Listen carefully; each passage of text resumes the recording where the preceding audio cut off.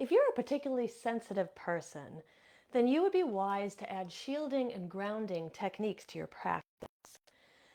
Now, this is because many people who consider themselves empaths or those who are sensitive to energy, they're particularly prone to picking up negative energies from other people, and they may be unaware of stuck and stagnant energy that they have and they're carrying in their own bodies that's hard to move on its own. So, in today's episode, I am going to be sharing some grounding techniques you can use to help clear yourself of that unwanted energy, as well as shielding techniques you can use to repel it in the moment. So, if you're an empath or someone who's highly sensitive to energy, then this is one episode that you do not want to miss. So, merry meet, I'm Aislin. This is Ask Aislin, and I am here tonight talking about shielding and grounding techniques. So, welcome to those who are joining us. Great to see everybody. So, if you are here with us live, you can leave questions and comments in the chat, and I will be answering those during the Q&A. I'll also be following the chat as we go. And leave a heart or a thumbs up if you like what you hear in this video. It helps us get this to the feed of more people. So I am going to dive in, and I'm going to start by sharing a story about myself and how I kind of came to the realization that I was a highly sensitive person. And then we are going to jump in and talk about some different grounding and shielding techniques. So saying hi to those in the chat. I see Nancy and Jen are here. Hi, everybody. So let's start with my story. So I did not believe myself to be a sensitive, I guess I should say I did not believe myself to be an empath. No one ever talked to me about that when I was growing up. No one told me anything about it. I'd never heard the word before. I was just told that I was weird, that I should get over it, that I was too sensitive, I should have thicker skin. And I'm sure that some who are listening here can relate to this as well. You probably heard similar things in your own lives. Now, in my mid 20s, I was in grad school. I guess I should say it was like early, I was about 24 when I went into grad school. And in that first year that I was there, I had a mentor. And this one day I was telling her a story about an experience that I had in a fast food restaurant. So I was in this fast food restaurant, and there's an elderly man who was eating alone. And in this moment that I was watching him, I had this overwhelming feeling of sadness pass over me, very visceral.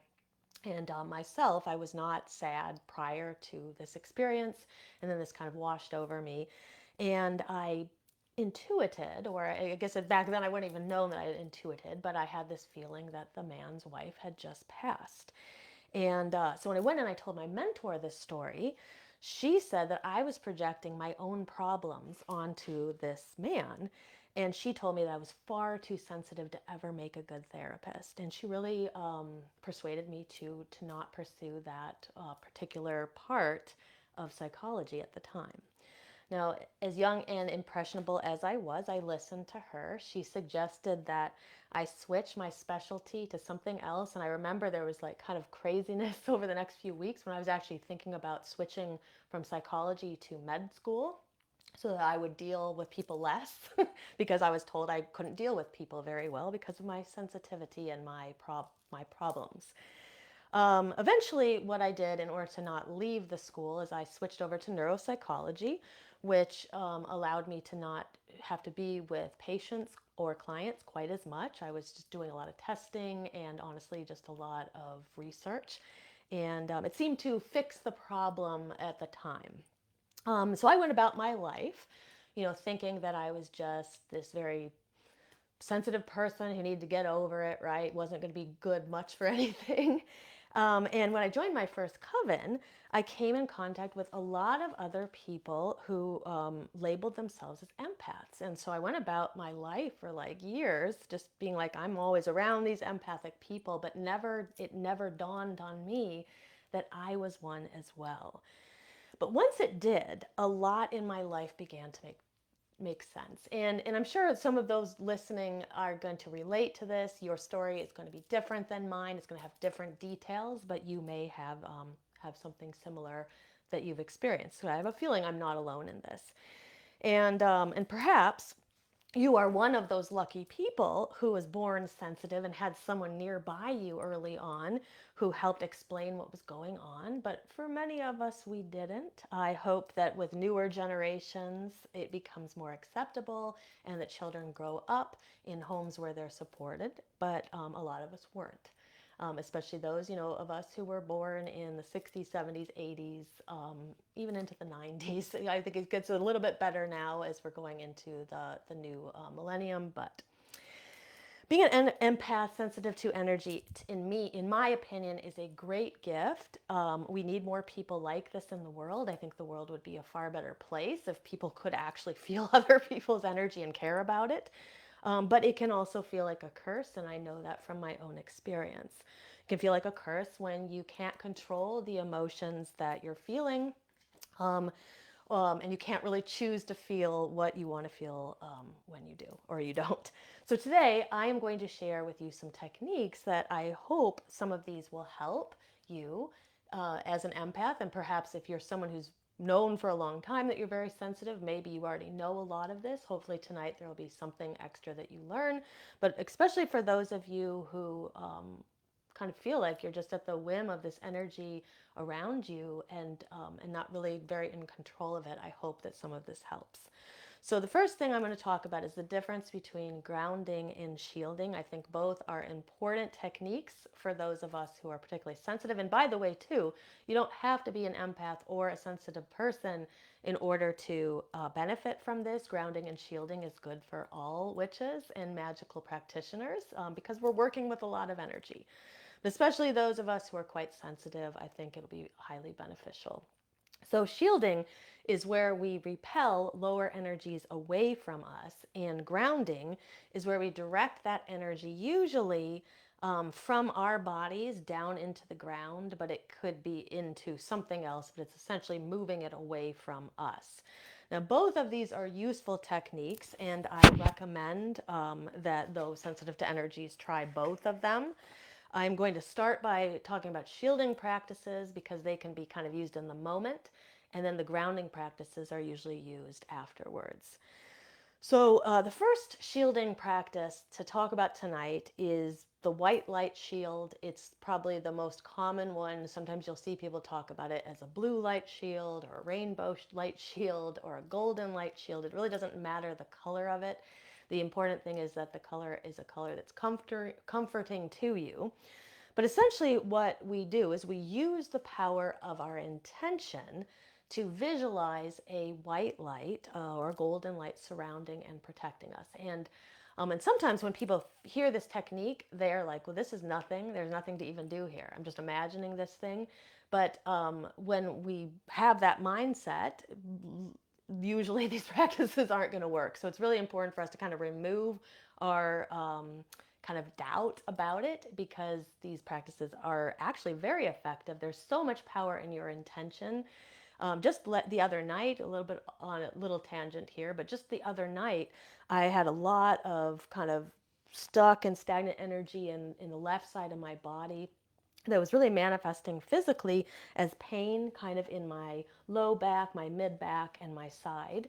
And I was doing some yin yoga, and while I was doing that, I was sending this intention to that part of my body to let go of this unwanted energy because I knew it wasn't really energy that was necessary. It wasn't needed here, this kind of stuck and stagnant energy. And there's so much power in that intention. And within about 3 or 4 minutes, I was able to release all this energy from my side body just simply through intention. So it does have such power here.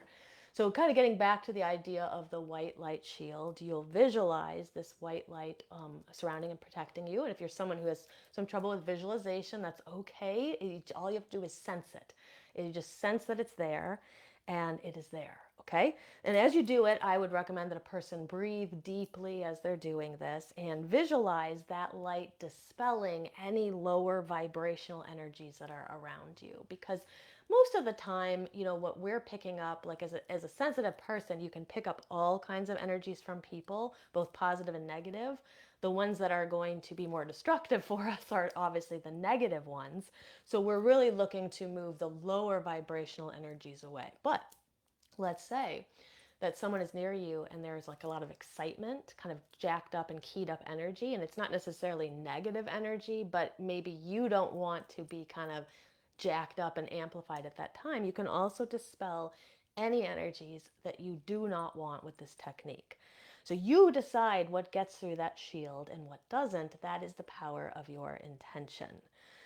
So what I also recommend doing is practicing pushing the shield out rather than pulling it towards you, because sometimes what happens is like we're highly sensitive and we're feeling overwhelmed, and so we want to make ourselves small. It kind of goes back to being a child, and like if I make myself small enough, maybe they won't see me, right? Um, and what that does, though, is it's retracting your energy, and really, you actually may find better benefit if you take the shield and you push it outwards. So your aura itself, and we're going to talk a little bit about aura cleansing a little later, but your aura itself, depending on who you talk to, is a couple of centimeters to a couple of inches to even a foot or more away from your body. So imagine instead pushing that shield of white light or golden light or whatever color you made it, imagine pushing it out like to arm's length even, especially if you're in like a crowded area where you're picking up a lot of people's energies. Like I like to go to the psychic fairs and kind of like new age conventions. There's a ton of people there. And so just kind of imagine pushing that shield out, and that only the energy that you allow into your space will get near you. Other energy just gets deflected and dispelled out. So that is essentially the white light shield. I will add to that, though, additionally, what you can do when you are kind of working with that shield around you is if you sense that there are cords attached to it, attached to you, attached to your shield, which could be, it's nothing like that someone nefarious has done necessarily, but it could just be like simply you're kind of picking up energy and you're still attached to it. I like to imagine visualizing a white, an athame made out of selenite, or like a sword made out of selenite, because selenite is so purifying and protecting.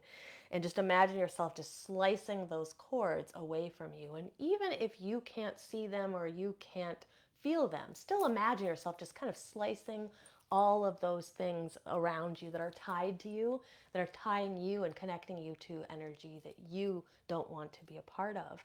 And just through the power of your intention, you'll be able to let some of that go. So that is the white light shield. Now, the next thing I'm going to talk about is the Jaguar protection meditation. And this, I came across this. It's actually, I'm not entirely sure it's from her book, but I know that Judith Orloff is the author of the Empaths Survival Guide. And this particular exercise is one that she uses. I'm not entirely sure it's in that book, but she does use this exercise. So this is a good exercise to do when you are feeling a lot of negativity coming towards you. Maybe you want even more protection than the white light shield can offer you. The jaguar is a fierce protecting animal. It's a fierce guard that can really cleanse and keep toxicity away from you. And so what you will do is in a meditative state, and you could even do this when you are building your white light shield. You could also call on Jaguar at the same time. But in that meditative state, you call on the spirit of Jaguar. And then just imagine feeling the presence of this fierce and powerful animal kind of patrolling your energy field. And think about like if you've seen a jaguar at a nature preserve or a zoo or something, and you'll see them pacing back and forth, and sometimes they're like patrolling the edge of the cage or whatever enclosure they're in. So imagine the jaguar kind of patrolling your energy field around you, and circling it, protecting you, and really keeping any negativity at bay. And you can feel safe in that protective circle that the jaguar has created. Now, you can call on the spirit of jaguar whenever you need to. You can also call on the spirit of another animal guide. If you have another animal guide that's particularly protective, like a bear, a wolf, different animals like that, right? A stag, something that you feel is really protective, call on that and bring that energy in, and that can also help you shield off negative energies that are coming towards you. Now, additionally, we can also shield using the elements. And you can kind of notice as we're doing this, right? We could stack some of these practices on top of each other, call in the white shield, call in Jaguar or some kind of other animal protector, and then shield with the elements. So when we shield with the elements, we call on the protection of each individual element. Now, I would start with earth and visualize kind of the grounding, secure, and centered energy of the earth. Kind of imagine that below your feet. You might imagine feeling the grass between your toes or sand between your toes, whatever it takes to make you feel very grounded in the earth element. And call on the protective energy of earth. Now, you can use the earth mudra if you would like. That adds like an extra layer of energy. The earth mudra is made by taking the ring finger and the thumb, and you could do it on one or both hands. And so you could make this mudra anytime you want to kind of call in the energy of earth, and then just imagine the energy of earth protecting you, right? And then what I would do next is I would move on to another element. So let's say we move on to the element of air. And here, imagine a cleansing wind just blowing over you. And any negative energy that's kind of like attached itself to you, just imagine that wind blowing it right past you, up and over your head, blowing it through you, and it's gone. And if you would like to add the air mudra is the thumb to the pointer finger, like that. And so you can add this mudra itself. We'll just simply call in the energy of air, but you can also use it to, in addition to kind of calling on the energy of air to dispel any negative energy around you. Now, next, you could move on to the element of fire. Visualize a ring of fire encircling you, protecting you, kind of like the white light shield from the beginning, just keeping out anything negative so that anything that's inside of that ring of fire near you is only the things that you allow to be there. Now, here you could add in the fire mudra, which is made by interlacing the fingers and then bring the palms of the hands to touch and the two thumbs stick up like that. And a lot of times I like to just bring it to like my heart space or my solar plexus, especially because of its connection to the fire element, and just to bring it somewhere to the midline of the body. And then you can do this as you visualize that circle of fire, drawing that ring around you. And then finally, imagine water kind of washing over you. If you're someone who enjoys water, enjoys kind of submersing yourself in it or immersing yourself in it, you can kind of imagine water just washing over you. Perhaps you're at the ocean. Perhaps you're in your shower, wherever you feel very protected. Just kind of imagine that water just cleansing you. And again, just washing away any of the negative energy that may be near you. And here you can also use the water mudra, which is made by taking the pinky and the thumb together like that. Do it on one or both hands. And you can make that mudra while you are imagining the water element cleansing your aura or cleansing your space. Now that leads me to aura cleansing. Now, aura cleansing is a useful technique to do. I suggest people do this at the end of the day, right before they go to bed. So, especially people who are quite sensitive. If you know you're already somebody who's sensitive, if you know you're already an empath, I would be doing this every night if I could. Um, or if you know that there's a day that when you went out and you picked up a lot of negative energy, or you were in a big crowd and you were kind of absorbing people's energy, that would also be a good time to do it. Now, during aura cleansing, you visualize your aura. So kind of going back to what we talked about with the white light, about pushing the aura out. So kind of imagine that your aura is, a few centimeters to a few inches to even a foot or more away from the body. Whatever feels like, wherever you feel the edge of your energy, that's where your aura is. Now, during aura cleansing, we pay particular attention to spots in the aura or tears in the aura that seem like they are connecting us to negative energy, or maybe places where like negative energy has entered our own energy field.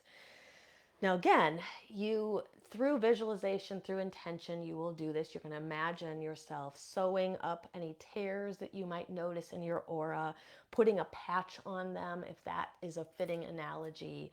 Now, those of you who are having trouble with visualization, you don't have to visualize this. You don't even really have to sense this at all. Just kind of imagine yourself doing it. So just as you close your eyes, even if you don't see anything, it's totally fine to just imagine I am brushing my aura clean, right? I am taking a patch and I'm putting it over any tears I find, or I'm sewing them up. Now, while you are at it, while you're doing this aura cleansing, I would recommend also doing a chakra cleansing, and it can be pretty quick too. You can do all of this in less than 5 minutes, probably.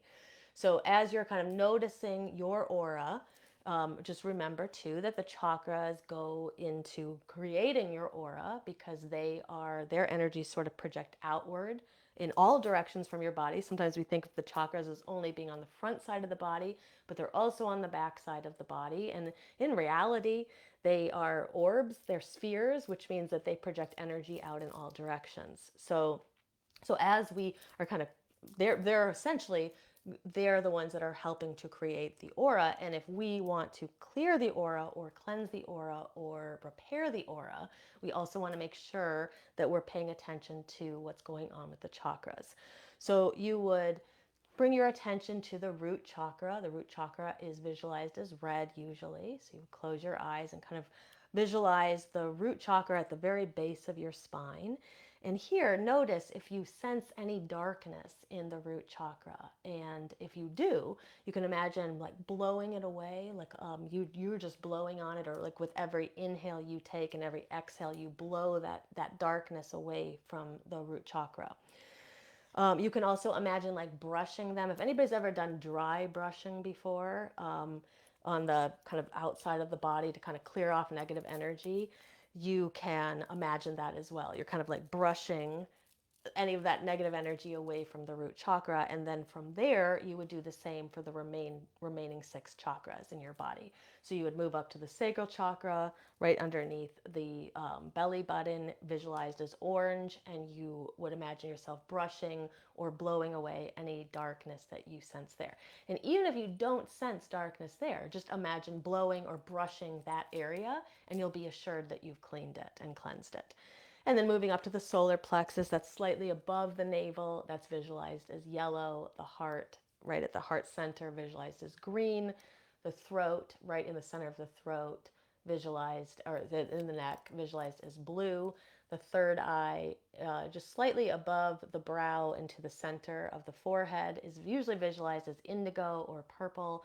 And then up to the crown, which is usually at the very tip of the top of your head, or slightly above it, and that's usually visualized as white. So you would go through the whole sequence of chakras as you're doing your aura cleansing. You could probably do this in under 5 minutes, and it's just a really nice practice right before bed to help you wind down. If that seems like a lot, that's totally fine. Just do it when you sense that you've picked up a lot of negative energy. And of course, too, anybody who is here, we would love to hear any experiences that you've had doing any of these techniques or other shielding techniques that you use as well, and any success that you've had with those. And that goes for those watching back in replay, too. We always love to hear from you. Okay, so I'm going to segue into grounding techniques as well. So those first few techniques that we talked about were more about shielding. Aura cleansing is maybe not necessarily a shielding technique, but it's more of a cleansing technique. And now we're going to talk about grounding. So inevitably, what will happen is that we pick up people's energies when we're particularly sensitive. And the majority of the people who come to the craft and who come to magic tend to be sensitive, even if they don't consider themselves empaths. They tend to be more sensitive to energy, which is oftentimes what leads them to the craft in the first place. So inevitably, we're going to pick up other people's energies when we have that kind of sensitivity.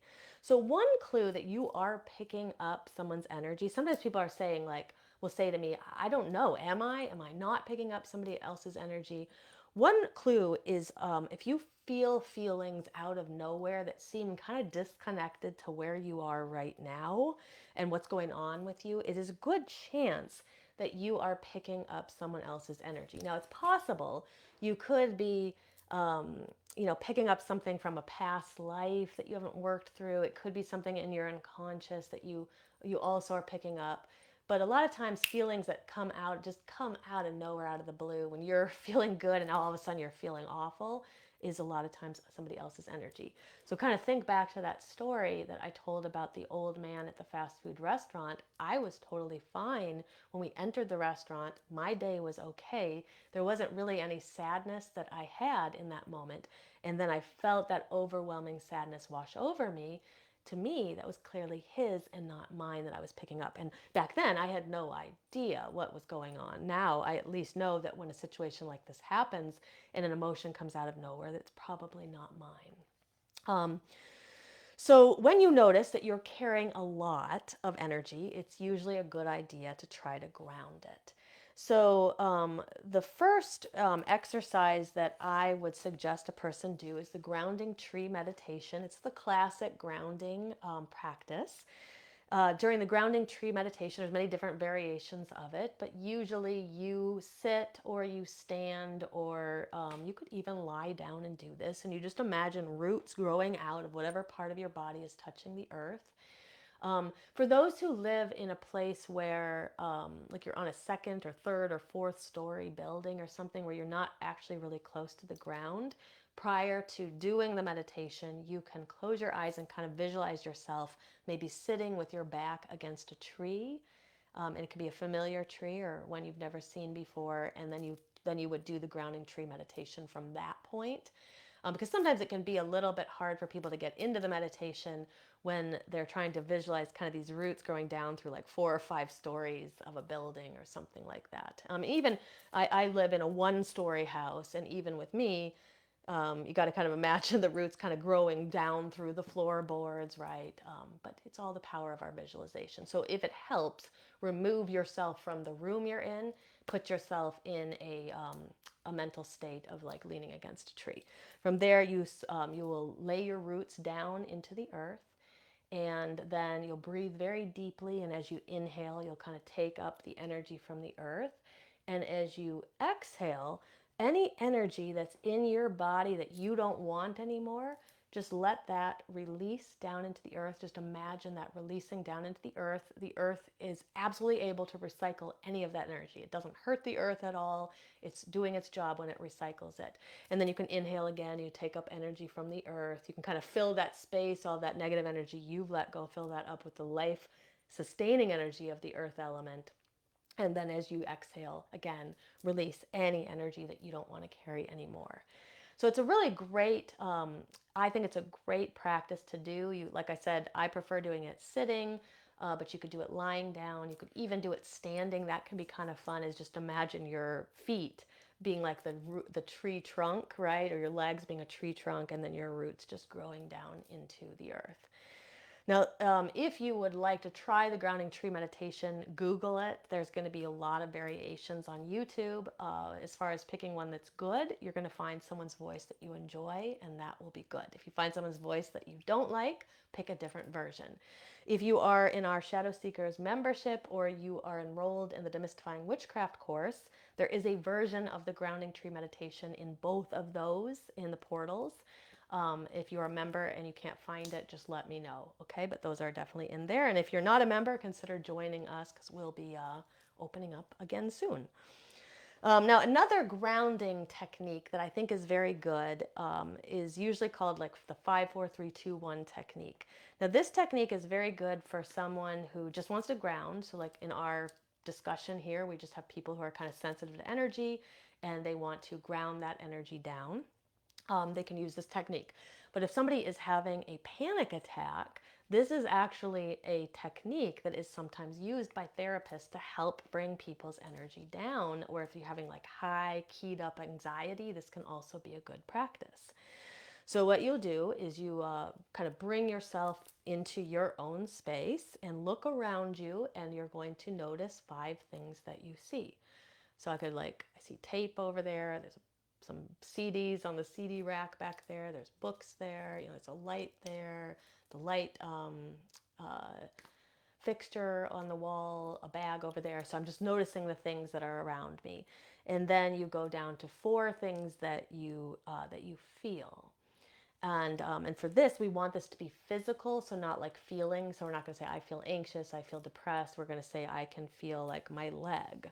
I can feel my hair. I can feel this crystal right here on the computer. And as you'll go through and you'll find 4 things that you can feel.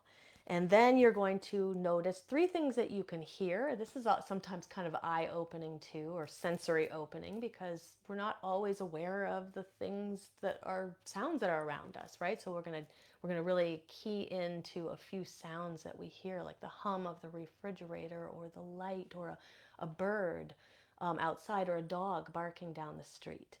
And then from there, you're going to notice 2 things that you smell. And sometimes we don't spend much time thinking about what we smell. We're just sort of like, we just smell things, right? We just let them sort of, we're at the whim of whatever is coming through. But here, we're paying attention to 2 things that we smell. And then finally, you're going to choose 1 thing that you can taste. And then you'll notice that as well. So like I said, very good exercise to do when your energy is kind of keyed up, right? And you're picking up a lot from other people, but also can be a very good grounding technique as well. And also very good for bringing you back into your own energy and away from everybody else's energy. Now, other grounding activities that you can try, the third eye to the floor is always a good one. Now, it's not always accessible for everybody, depending on, how your body's feeling and where you are with like flexibility. But child pose is a very, very good pose, very grounding, and it allows you to bring your head or your third eye down to a surface. Now, you don't have to do that though in order to bring your third eye to a surface. You don't have to get into like a pose on the floor. You can even just bring your third eye down into your hands like that. And bringing the third eye to a surface of some kind can be very grounding. Putting salt on the tongue, that's a technique that we use in ritual space when somebody's kind of picked up a lot of energy during ritual and they're having trouble letting go of it once the ritual is over. Put a little salt on the tongue, eat a little bit something. That's why people will often have cakes and ale at the end of a ritual, because it's grounding. It's grounding to eat and drink things after we've raised a bunch of energy. And then also consider bringing in some grounding crystals. The dark crystals are usually the better. So like black tourmaline, obsidian, onyx, hematite, and bloodstone. And that's just to name a few of those.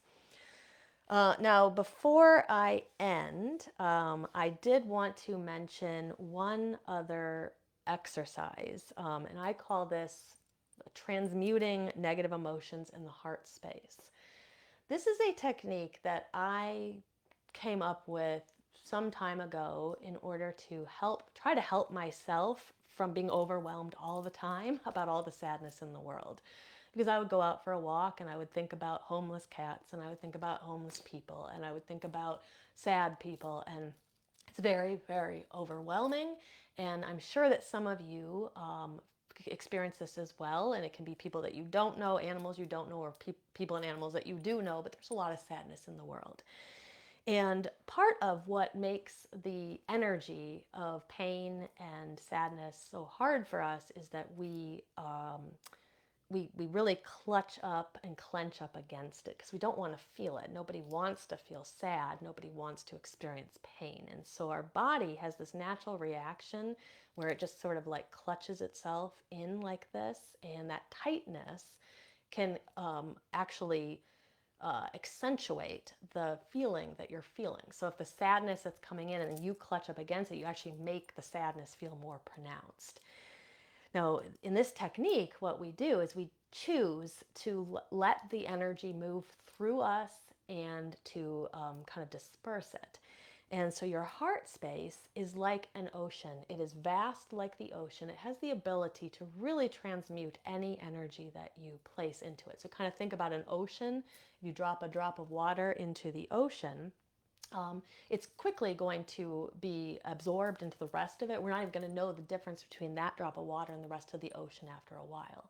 And that is the potential that the heart space has if we are willing to believe in it, right? So if we're not willing to believe in any of this stuff, if you're not willing to believe in it, if we can't suspend our belief that this stuff will work, it's not going to work.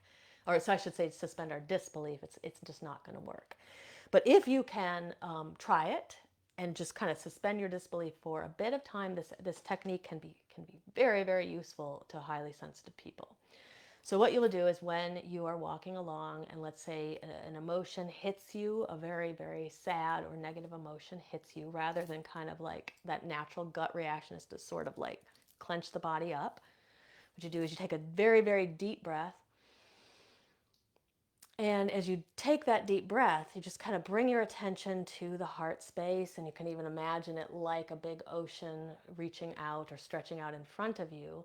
And on the exhale, just breathe the emotion through that space. Breathe it into the heart and out of the heart, and just imagine it just being absorbed into that ocean of your heart. And then you take another inhale again. And then as you exhale, you just again, just imagine that emotion just kind of flowing through you. We're not clenching up. We're very relaxed. You'll also make a kind of a mental command to your body to relax while we do this. And then just imagine the ocean just absorbing that emotion again. And just, it's there. It's in the ocean and then it's gone because the ocean is so vast and so large. And you just take a couple more breaths. You just do this for 5 or 6 breaths. And a lot of times we can help transmute that emotion through that. And again, too, it also has to do with a choice as well. Like as an empath, I know of myself, I can choose to totally get overwhelmed and succumb to all the emotions around me and just kind of get into it and cry. And sometimes we need to.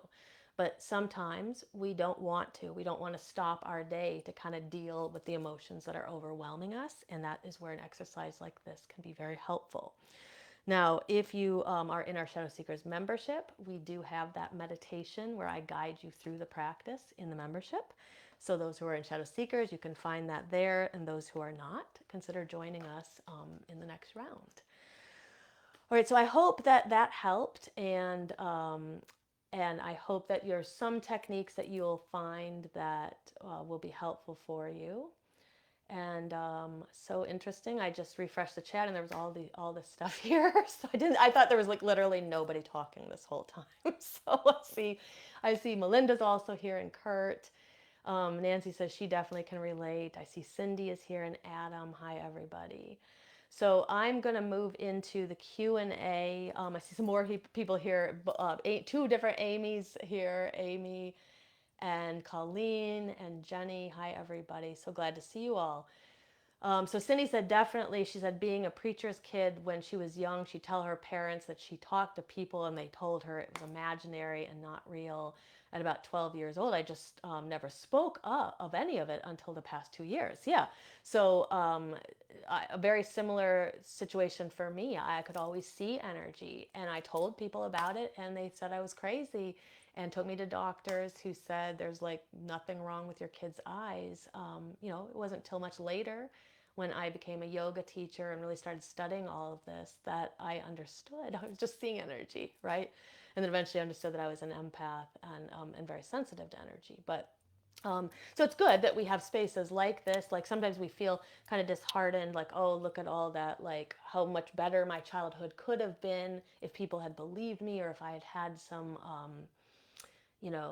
someone to help guide me through all this. But rather than us getting kind of swept away in that, it's just good to know that we have communities like this where we're going to find like-minded souls and we can share our experiences and our strategies with each other.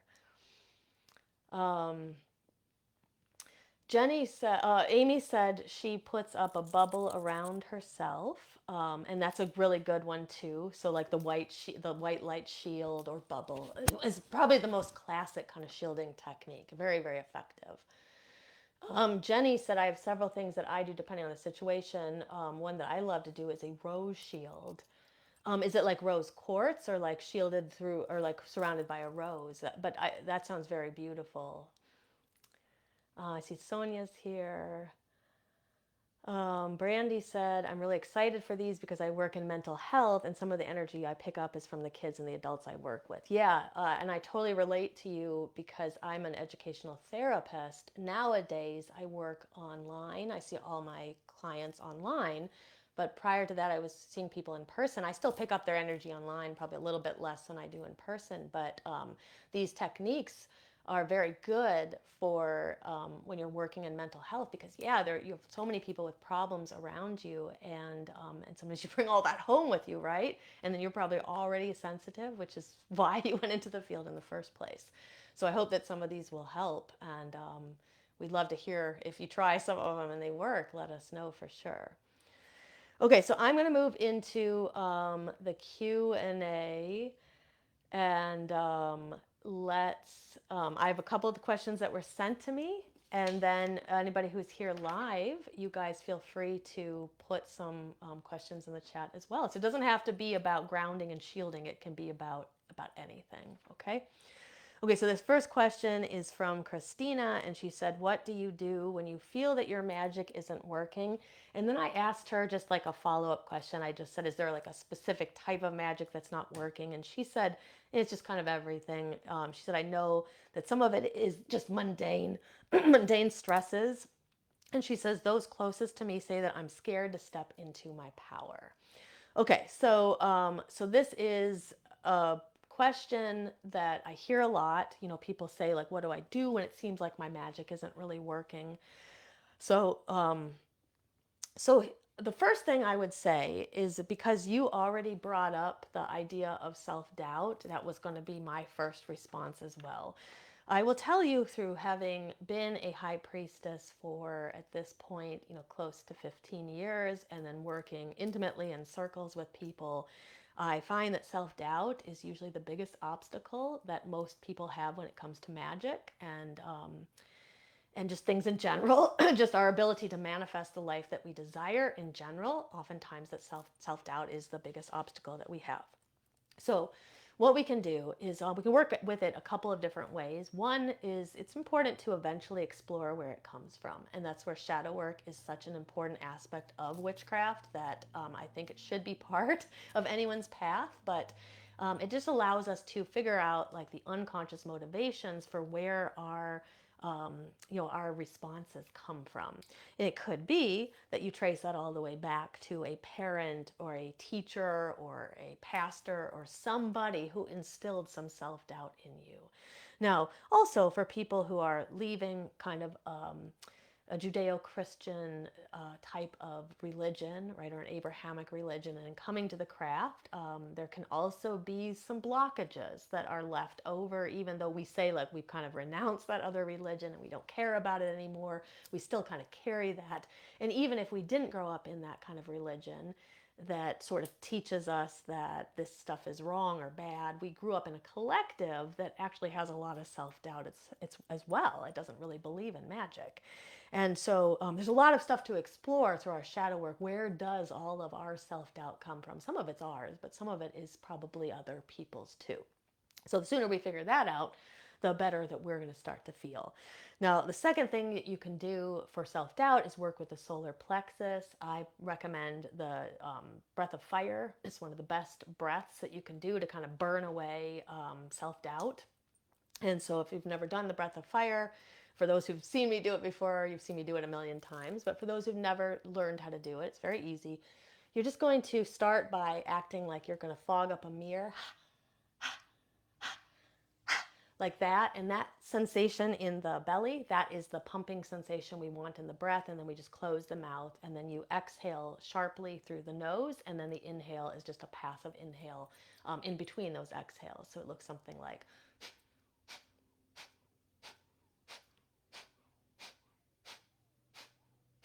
and if you do a couple of minutes of that, that could be a very good breath. If people are having trouble with that, I would say just open the mouth, and you can like do like a panting breath. It has the same action in the belly, and that's what we're trying to do. We're trying to stimulate the solar plexus, because the solar plexus will help us kind of burn away that self-doubt.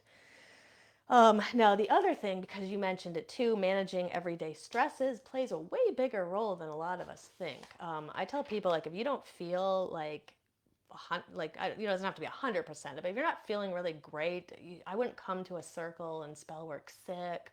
I wouldn't come like exhausted or not, um, you know, maybe when our self-care is just like not really where it should be. That is a place where our magic may not be as good or as powerful as it could be. So I would look at all the mundane things like sleep. Are you getting enough sleep? It's all about you, not about what the charts say or people say how much sleep you should get. Like if you are sleeping and you get up and you're still tired, something's wrong. So we want to either explore that with a doctor or an herbalist or somebody, but or think about sleeping longer. Making sure that we're eating the right amounts of food and the right kinds of food that kind of energize our body and not a lot of added preservatives and things that kind of make us feel like more dense and more stagnant in our energy. Making sure we get the right amount of movement, making sure that we're walking or moving in a way that we want to move. You don't have to run or do things that you don't like, aerobics or things like that. Just find a movement that you like. Meditation, yoga, breath work, just making sure self-care in your practice, but really making sure the mundane is taken care of. I would tell people to do that before taking care of the magical. That's what body, mind, witchcraft is all about. It's like building from the ground up, making sure that our body is functioning properly, making sure our mind is functioning properly so that we are best that we can be at our magic. And then the other thing I would mention is just kind of consider the timing. Sometimes when workings are really big workings and there's a lot of self-doubt, you may need to do a spell multiple times. You may need to repeat it every full moon for a few months or a few cycles. And sometimes you need that repetition. So I hope that some of that helps, but I would start sort of with that. Like I think the self-belief is probably the biggest thing. And I would get that, try to figure out how to manage that, try to figure out where that self-doubt comes from, bring in some techniques to kind of strengthen your solar plexus and see how you feel after that. But because I get asked this question a lot, I'm going to be doing an episode in the future on why some spells don't work. And I'm just going to share some techniques on, what to do when it seems like they're not working. So I hope that helps. And then I have a question from Kurt, and he was asking about aeromancy, spelled Aeromancy, and he said, "Do you know anything about it, or is it not real?" So, and Kurt had sent me a page to look at where he was reading about it, and I did notice, like at the bottom, it's talking about how like aeromancy had been discredited at some point. So anyway, here, and I think that's why you're asking if it's real or not. So here are some of my thoughts. Aeromancy itself is divination through observing weather patterns, and if you think about it, like there are plenty of stories of people's grandmas and great grandmas who would be able to predict things that were happening by looking at the sky or doing all kinds of weather divination. I think it's a type of divination that's very common in kind of folk magic. And so for me, my opinion is that when you are divining or you're using divination, you are a conduit. The diviner yourself, you are the conduit. And the messages are coming through from the universe, from your guides, from your higher self, from the gods and goddesses, wherever you think they're coming from outside of us, then through us. And what a divination method is a tool. And so there are people who are very good at being able to divine through tarot, or very good at being able to divine through runes, or very good at being able to use scrying for divination. And there are people who are very good at being able to look at the weather and use that as the tool. Because really what it is, it's the signs and the symbols and the stuff around us that help us understand the messages that are coming through. And, and really, technically, we could just divine simply by just sitting there and being open and receptive, but these tools help, and that's why we use them. So different patterns inspire different people in different ways. And so I would not necessarily discredit aeromancy just because it says it was discredited by someone. I was reading in that article too that you had sent that it was talking about like how it had been deemed evil according to biblical text and scripture and things like that. And we just have to remember where all that comes from. Anything that gave people any power was going to be deemed evil in biblical scripture and text. So to me, it's important to find a tool that works best for you. If you feel that when you look up at the weather and the patterns of the sky, that you feel that you're getting messages coming through, then that is a divination tool that could work for you, especially a person who's really connected to the air element might find that very useful. But that's my 2 cents on that. I think it's as valid as any divination method.